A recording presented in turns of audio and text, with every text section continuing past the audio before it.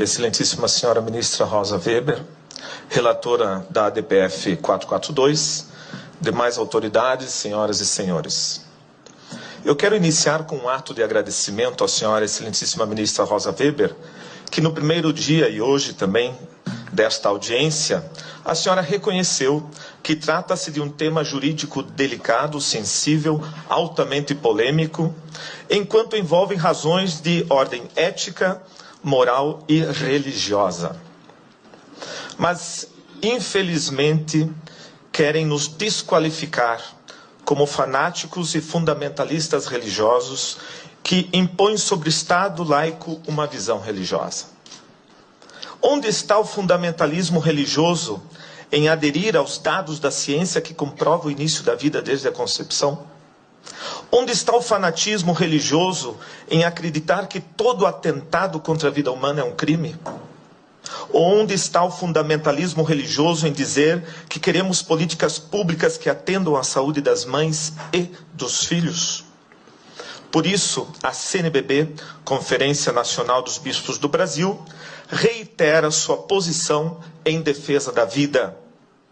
Esta vida humana, com toda a sua integralidade, dado científico, com toda a dignidade, artigo 1º da Constituição, com toda a inviolabilidade, artigo 5º da Constituição, desde sua concepção até a morte natural. Isso é o mínimo de razoabilidade aceitável que nos permite estar aqui para discutirmos este tema com a recto ratio. Não podemos tratar o assunto negando, deletando, ignorando a existência do bebê. Parece que estamos falando de uma vesícula biliar, de um rim, de um adendo que precisamos extirpar, que está causando a morte das mulheres. O foco está errado. Se é um problema de saúde pública, deve ser tratado e solucionado como tal. Mas não foram poucas vezes que eu vi nesta audiência a ideia de que é necessário que a mulher supere e transcenda a imposição do papel materno. A ideia do desengravidar as mulheres. Isso, excelentíssima ministra, não tem nada a ver com os artigos 124 e 126 do Código Penal. A questão jurídica dos números 124 e 126 foi recepcionada, sim, por todas as mães que pensaram em abortar, mas não fizeram, lembrando que é um atentado contra a vida. Se negarmos isso, negaremos a capacidade de discernimento de todas as mulheres que optaram por não abortar para salvaguardar os seus filhos. O desacordo não é jurídico. Desabilitando os já referidos números do Código Penal, este Supremo Tribunal Federal estaria desacreditando na consciência reta que tutela a vida mais frágil e inocente, que é a vida do bebê. O problema é que ninguém quer nominar esse inocente. Ele está apagado, deletado dos nossos discursos para justificar esse intento em nome da autonomia e liberdade da mulher. Mas a criança em desenvolvimento, na 12ª semana, é uma pessoa, uma existência, um indivíduo real, único, irrepetível. E provavelmente, naquele momento, a mãe já escolheu o nome para o seu filho. Se é uma questão de saúde, e a palavra saúde vem de salus, do latim, significa salvar, a lei teria que proteger a mãe e o filho proporcionalmente. Como este Supremo Tribunal Federal vai explicar a permissão da pena capital a um ser humano inocente e indefeso para justificar a nossa incapacidade de políticas públicas de proteção à saúde reprodutiva da mulher? É assim que o Supremo Tribunal Federal vai garantir a inviolabilidade do direito à vida, dando uma arma chamada autonomia, para que homens e mulheres, no seu bel prazer, interrompam a vida das crianças até a 12ª semana, sem precisar dar nenhuma satisfação do seu intento predatório. Esperamos que não, pois o direito à vida é o mais fundamental de todos os direitos. Por isso, mais do que qualquer outro, deve ser protegido. Ele é um direito intrínseco à condição humana e não uma concessão do Estado. Os poderes da República têm obrigação de garanti-lo e defendê-lo. E não compete a nenhuma autoridade pública reconhecer seletivamente o direito à vida, assegurando a alguns e negando a outros. Essa discriminação é iníqua e excludente. Então, poderíamos nos perguntar o que fazer?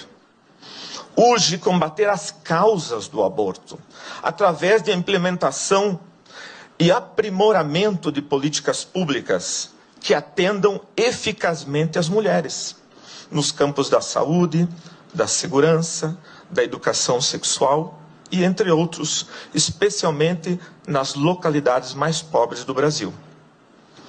Mas isso não é matéria para ser discutida nessa Suprema Corte, e sim no Legislativo. Em todo caso, eu convido a senhora, excelentíssima ministra Rosa Weber, que antes de tomar sua decisão, conheça pessoalmente ao menos uma das casas pró-vida que começam a se espalhar pelo Brasil.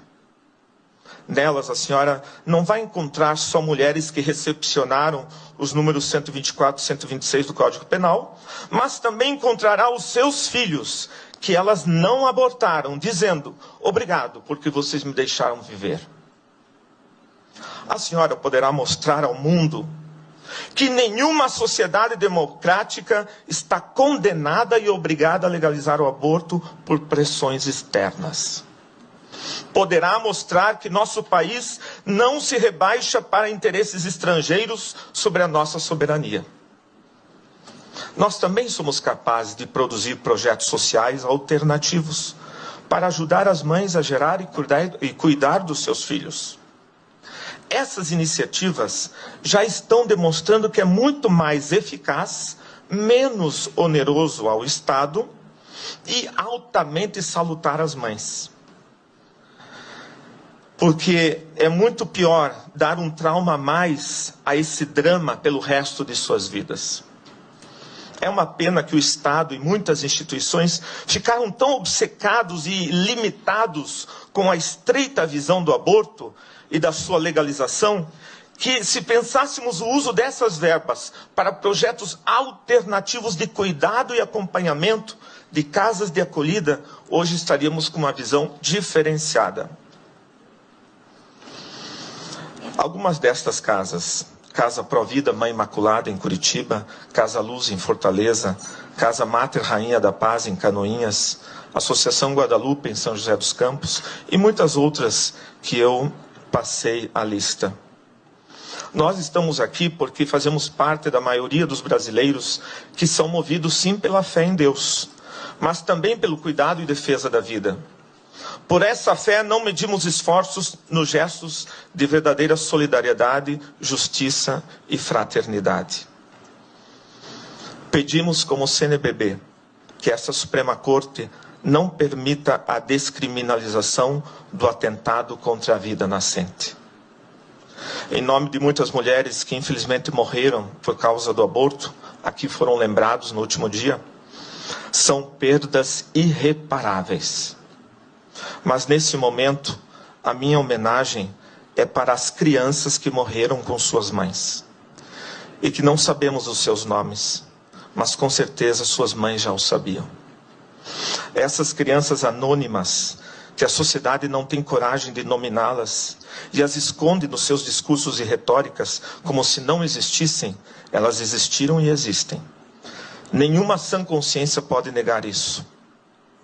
Excelentíssima ministra Rosa Weber, um dia o grito silencioso desses inocentes calará fundo, pois a nossa nação, pátria amada, mãe gentil, sentirá falta da alegria e do sorriso desses filhos que ela não deixou nascer. Permita-nos continuar cantando: dos filhos deste solo és mãe gentil, pátria amada Brasil.